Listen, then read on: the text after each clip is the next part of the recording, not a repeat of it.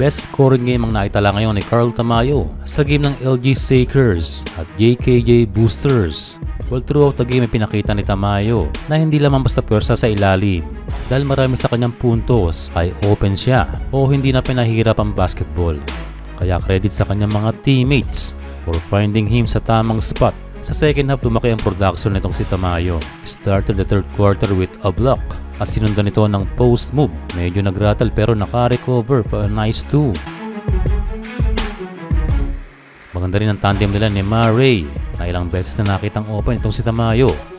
Kagaya lamang ng play na ito, libreng-libre ang ating kababayan. Pero syempre ini-enjoy ni Tamayo ang pagiging forward. Kayang-kaya ang depensa ng JKJ Boosters.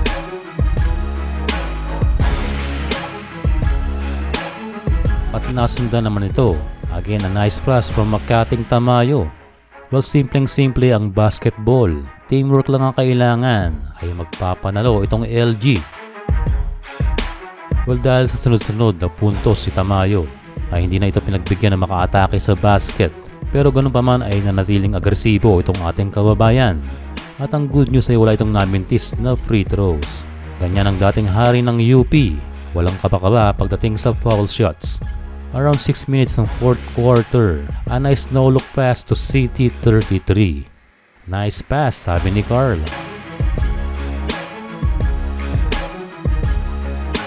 4 minutes ng laro ay hindi pa pala tapos ang Murray to Tamayo connection. Well, kailangan nilang maipasok ang mga yan.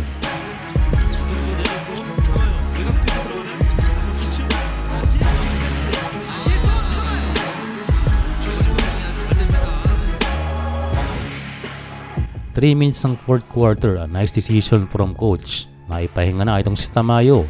He deserve a good rest. And dahil ay nakuha niya na ang kanyang career high na 26 points. Sasamahan to ng 7 rebounds, 2 assists, 1 block at steal. Well, nagawa niya sa loob ng halos 26 minutes. Kaya napaka-effective ni Carl sa game na ito na halos 60% sa field goal. Si Tamayo ang tinanghal na player of the game. Kanyang kinredit ang kanyang mga teammates for finding him at the right place at ang resulta para makuha niya ang kanyang career high.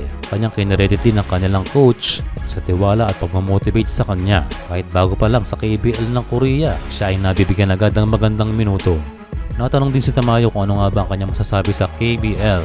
Ayon sa kanya ay iba ang physicality at estilo ng laro sa Korea. Kaya naroon daw siya para matuto at mag-improve pa ang kanyang laro. At makikita naman sa mga numero ng kanyang game, mula nang siya ay umapak sa liga ng mga OPA.